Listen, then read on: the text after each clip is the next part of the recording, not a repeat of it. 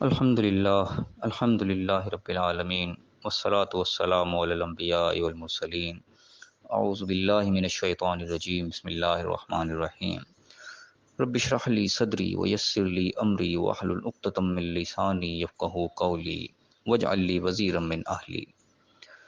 محترم سامعین، السلام علیکم ورحمۃ اللہ وبرکاتہ۔ الحمدللہ سورہ بقرہ کا مطالعہ ہمارا جاری ہے۔ آیت نمبر 48 تک ہم پڑھ چکے ہیں۔ آج انشاءاللہ آیت نمبر 49 اور 50 پڑھیں گے۔ اعوذ باللہ من الشیطان الرجیم بسم اللہ الرحمن الرحیم۔ وَإِذْ نَجَّيْنَاكُم مِّنْ آلِ فِرْعَوْنَ يَسُومُونَكُمْ سُوءَ الْعَذَابِ، اور یاد کرو اس وقت کو، یعنی کہ جب ہم نے آل فرعون سے تمہیں نجات دی، جو کہ برے عذاب سے، برے تکلیف سے، بری سزا سے تم کو چھوتے تھے، یعنی کہ ان کی طرف سے ایک بری سزا تمہیں دی جاتی تھی۔ کیا تھی وہ سزا؟ کہ یذبحون ابناءکم ویستحیون نساءکم، وہ تمہارے بیٹوں کو ذبح کر دیتے تھے، قتل کر دیتے تھے، اور تمہاری عورتوں کو وہ زندہ رہنے دیتے تھے۔ وفی ذالکم بلاء من ربکم عظیم، اور اس سارے معاملے میں تمہارے رب کی طرف سے یقیناً ایک بہت بڑی آزمائش تھی۔ یہاں پہ اللہ تعالیٰ نے ایک نعمت کا تذکرہ فرمایا جو کہ ان کو نجات ملی تھی فرعونیوں کی طرف سے، ایک بہت بڑا جو ان کو عذاب دیا جاتا تھا، اس عذاب سے ان کو چھٹکارا ملا، اللہ تعالیٰ نے اس کی طرف اشارہ کیا۔ اور اس سے پچھلی آیات میں جو ہم نے کل پڑھی تھیں، وہاں بھی اللہ تعالیٰ نے بنی اسرائیل کو خطاب کر کے ایک نعمت کو یاد دلائی تھی کہ یاد کرو میری نعمت کو، کہ میں نے تمہیں وہ نعمت دی اور تمہیں عالمین کے اوپر فضیلت بھی دی تھی۔ تو یہاں پہ اللہ تعالیٰ نے نعمت کا تذکرہ ہی فرما دیا کہ یہ بھی ایک ان کو نعمت دی گئی تھی کہ ان کو عذاب سے نجات دی گئی، اور فرعونیوں کو ان کو غرق کر دیا گیا جو کہ عذاب ان کو ان کی طرف سے دیا جاتا تھا، کہ بیٹوں کو وہ قتل کر دیتے، ذبح کر دیتے تھے، اور ان کی عورتوں کو زندہ رکھتے تھے۔ اب یہاں پہ جو ایک لفظ خاص طور پہ آیا ہے آل فرعون، تو فرمایا کہ وَإِذْ نَجَّيْنَاكُم مِّنْ آلِ فرعون، اب تمہیں آل فرعون سے تمہیں نجات دلائی ہم نے۔ اس آل فرعون میں جو آل کا لفظ ہے، اس کے اوپر تھوڑا سا آج غور کریں گے، کیونکہ یہ لفظ ہمارے یہاں تھوڑا سا مہم پایا جاتا ہے، اس کے اندر بھی تھوڑے سے یعنی بات کچھ اور طلب رہتی ہے۔ کئی جگہ پہ آل فرعون کے جہاں جہاں تذکرہ قرآن میں آیا ہے، اس سے مراد تو قوم فرعون لی جاتی ہے، آل سے مراد ایک قوم لی جاتی ہے، جبکہ ہم جانتے ہیں قوم کا لفظ علیحدہ بھی قرآن میں موجود ہے۔ اور جہاں یہاں پھر آل کا لفظ جو ہے انبیاء کے ساتھ لگتا ہے، آل عمران لگا یا آل ابراہیم یا آل محمد، آل نبی، اس قسم کے جہاں استعمال کرتے ہیں، تو ان مقامات پہ آل سے مراد ہم خاندان، آل اولاد دینے کے لے لیتے ہیں اس سے مراد۔ تو ہم آج سمجھنے کی کوشش کریں گے آخر اس لفظ کا حقیقی مفہوم کیا ہے۔ اب یہاں پہ آل فرعون سے مطلب یہاں پہ بھی قوم فرعون لکھا ہوا ہے، فرعون کی قوم۔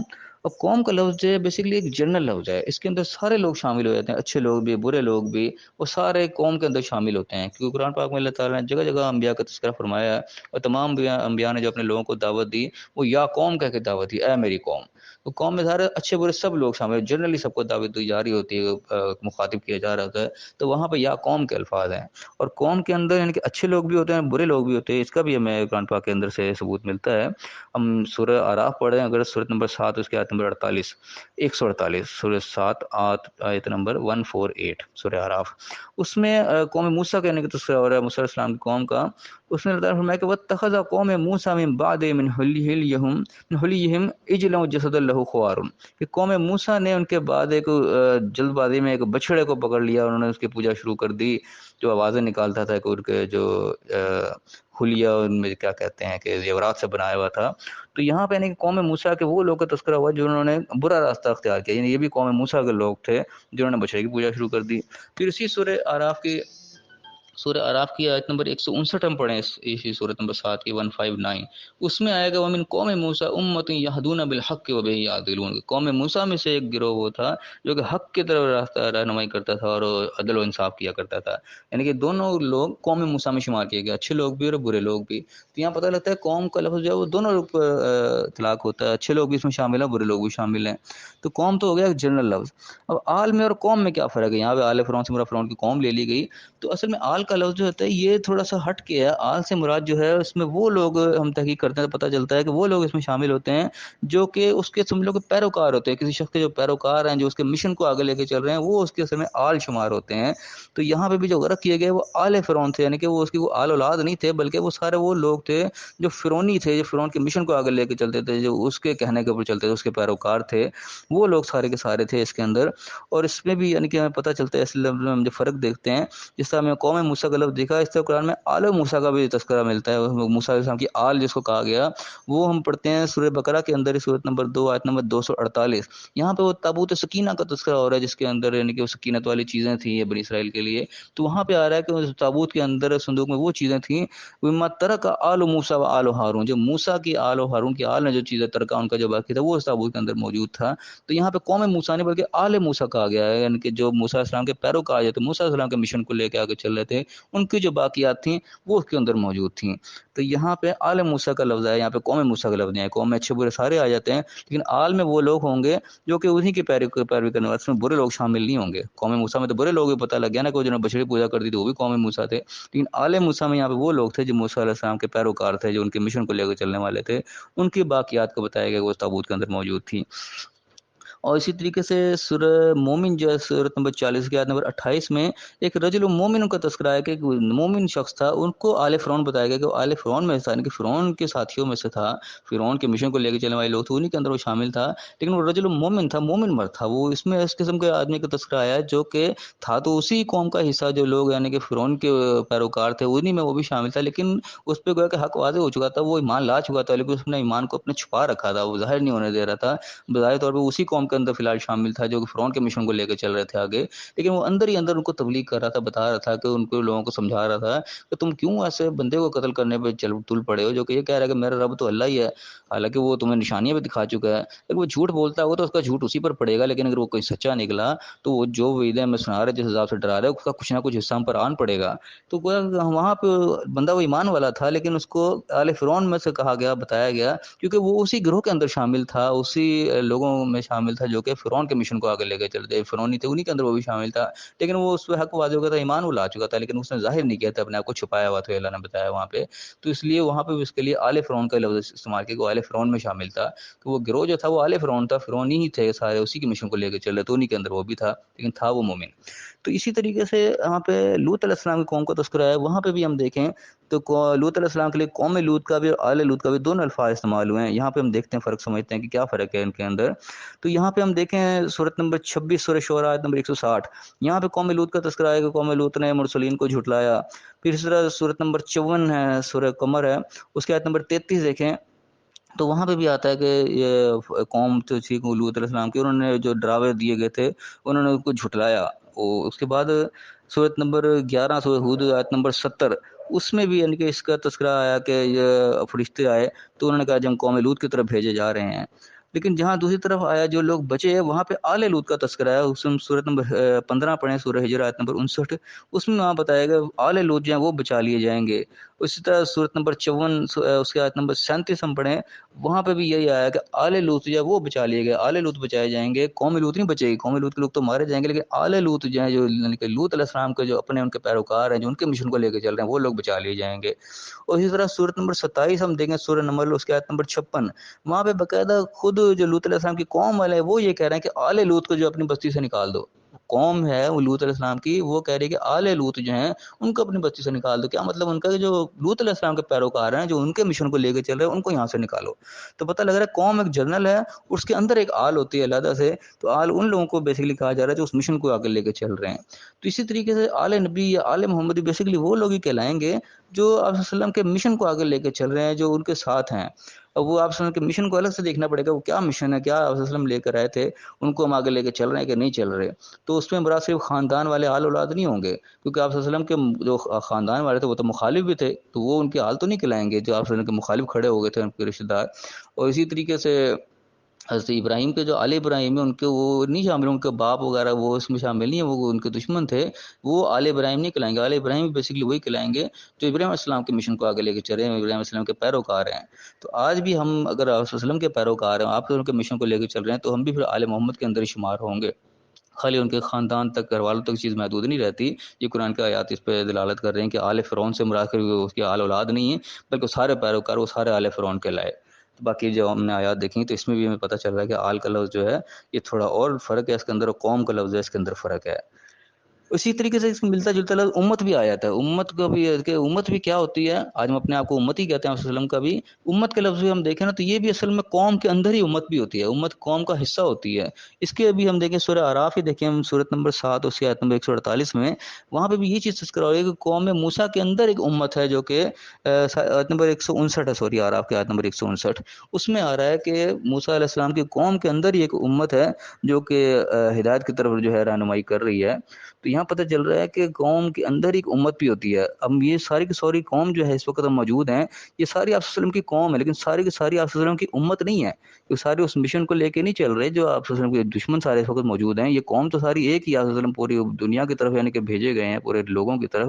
تو سارے کے سارے وہ آپ صلی اللہ علیہ وسلم کی امت نہیں کہلائیں گے. آپ صلی اللہ علیہ وسلم کی امت وہی لوگ کہلائیں گے جو آپ صلی اللہ علیہ وسلم کے مشن کو آگے لے کے چل رہے ہیں، جو وہ گروہ بن گئی ہے. یعنی کہ آل جب تھوڑی سی بڑی تعداد میں ہوتی ہے، باقاعدہ پورے گروہ کی شکل اختیار کر جاتی ہے، تو اس کو امت کہا جاتا ہے. امت یعنی کہ دونوں طرح کی ہوتی ہیں، اچھی بھی ہوتی ہیں اور بری بھی ہوتی ہیں. تو جو اچھی امت وہ کہلائے گی آپ صلی اللہ علیہ وسلم کا امتی بیسیکلی وہ کہلائے گا جو آپ صلی اللہ علیہ وسلم کے مشن کو لے کے چل رہا ہے. باقی وہ دوسری امتیں کہلائیں گے، پھر جو بھی ان کے مخالف جو ہیں وہ دوسری امت شمار ہوں گے، آپ صلی اللہ علیہ وسلم کی امت شمار نہیں ہوں گے.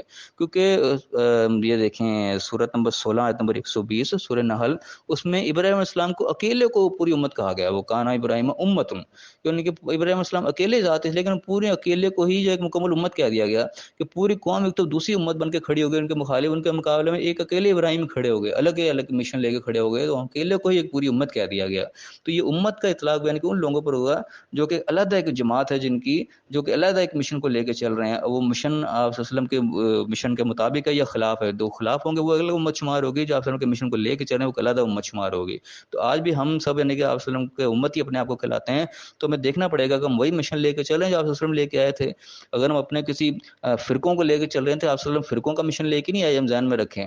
اگر ہم وہ کام لے کے چل رہے ہیں جس کو قوم کے اندر انتشار پھیل رہا ہے، تو یہ آپ صلی اللہ علیہ وسلم کا مشن نہیں تھا. آپ صلی اللہ علیہ وسلم نے اپنے قوم میں انتشار نہیں پھیلایا بلکہ اتحاد کو پسند کیا، اتحاد کی طرف لے کے آئے قوم کو.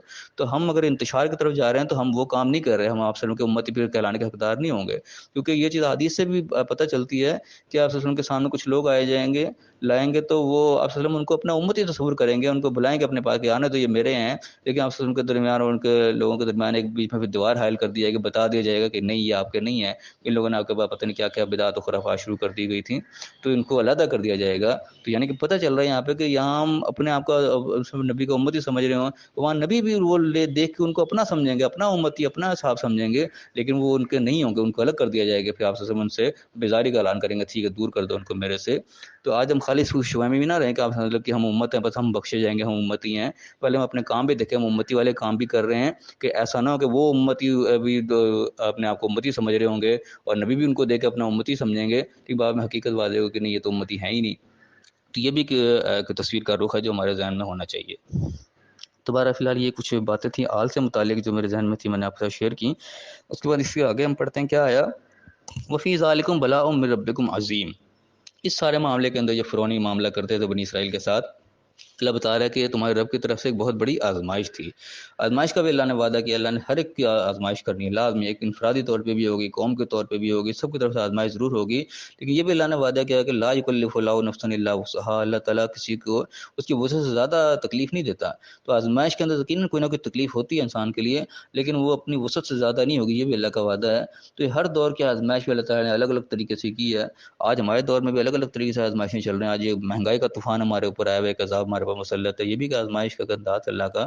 اللہ دعا میں اس آزمائش سے بھی اللہ کامیابی سے گزارے. تو یہ بھی آج کے دور کی آزمائش ہے کہ انسان اپنے آپ کو حق کے راستے پر، سچ کے راستے پر قائم رکھتا ہے کہ نہیں، ایمانداری کے ساتھ چلتا ہے کہ نہیں. کہ مہنگائی سے آ کے لوگ بے ایمانی پہ اتر آئے ہیں، ٹھیک ہے لوگوں کا مال غلط طریقے سے کھانا شروع کر دیں، تو گویا کہ وہ آزمائش میں فیل ہیں. تو یہ ہر طور کی آزمائش جو الگ الگ طرف سے ہوتی ہے. اس کے بعد اگلی آیت کے اندر اللہ نے ایک مدد کا بھی یعنی کہ تذکرہ کیا کہ کس طریقے سے تمہیں نجات دلائی. وَإِذْ فَرَقْنَا بِكُمُ الْبَحْرَ، جب تمہارے درمیان بحر کو، سمندر کو یا دریا کو پھاڑ دیا، الگ کر دیا. فَأَنْجَيْنَاكُمْ، تو ہم نے تمہیں نجات دے دی. وَأَغْرَقْنَا آلَ فِرْعَوْنَ، اور غرق کر دیا اس آل فرعون کو، جو فرعونی سا لشکر تھا، جو فرعون کے ساتھی تھے، جو فرعون کے مشن کو چلنے والے تھے لے کے، ان سب کو غرق کر دیا. وَأَنْتُمْ تَنْظُرُونَ، اور تم دیکھ رہے تھے، اب تمہاری آنکھوں کے سامنے سارا معاملہ ہوا. تو یہ یعنی کہ اللہ کی ایک مدد آئی اس طریقے سے کہ پہاڑ جو تھا دریا وہ پھاڑ دیا گیا. اس کا اور بھی تذکرہ ملے گا مختلف آیات میں کہ موسیٰ علیہ السلام نے عصا مارا، اللہ کی طرف سے حکم ہوا تو وہ دریا پھٹ گیا، الگ الگ ہو گیا. تو موسیٰ علیہ السلام اپنی قوم کو لے کر نکل گئے، اپنے لشکر کو، اور پیچھے جو فرعونیوں کا لشکر آیا تو وہ سارے سارا غرق ہوا۔ یہ یعنی کہ اللہ کی مدد کا ایک انداز ہوا۔ تو یہ اللہ کی مدد بھی ہر دور میں الگ الگ طریقے سے آتی ہے، لیکن آتی ضرور ہے۔ یہ اللہ کا وعدہ ہے، جب اللہ کے لیے کھڑے ہوں گے مدد ضرور آئے گی۔ تو ہر دور میں الگ الگ طریقہ اللہ کا رہا ہے۔ یہاں پہ اللہ نے ایک مدد کا تذکرہ فرمایا کہ ابراہیم علیہ السلام کو جہاں آگ ٹھنڈی ہوگی وہاں پہ اللہ نے ایک اور طریقے سے بتایا۔ پھر جہاں وہ اصحاب الفیل آئے وہاں اللہ تعالیٰ نے اور طریقے سے طائر نبابیل کے ذریعے مدد کی۔ آج کے موجودہ دور میں دیکھیں تو امریکہ کے سامنے اللہ تعالیٰ نے افغانستان کی اور طرح سے مدد کر دی۔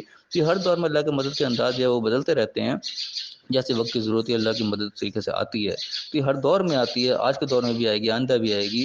ہمارا ایک کام ہے کہ جو اللہ کا قانون ہے، اللہ نے بتایا ہے جو طریقہ، اس کے اوپر ڈٹ کے ہم کھڑے ہوں۔ تو یہ اللہ کے وعدہ ہے کہ میری مدد ضرور آئے گی۔ جنگ بدر میں، احد میں اور طریقے سے اللہ کی مدد آئی، اللہ نے فرشتے بھیجے۔ تو یہ ہر دور میں مدد کا انداز ضرور بدلتا رہتا ہے، لیکن اللہ کی مدد آتی ضرور ہے۔ یہ ہمارا جو ہے یقین کامل ہونا چاہیے۔ یہ بھی چیز یعنی کہ ایمان بالغیب کا ہی حصہ میں مدد آتی ہوئی نظر نہیں آتی، وہ ہوتی غیب میں ہی ہے، لیکن ہمارا ایمان بالغیب مضبوط ہونا ضروری ہے، تو اللہ کی مدد ضرور آتی ہے۔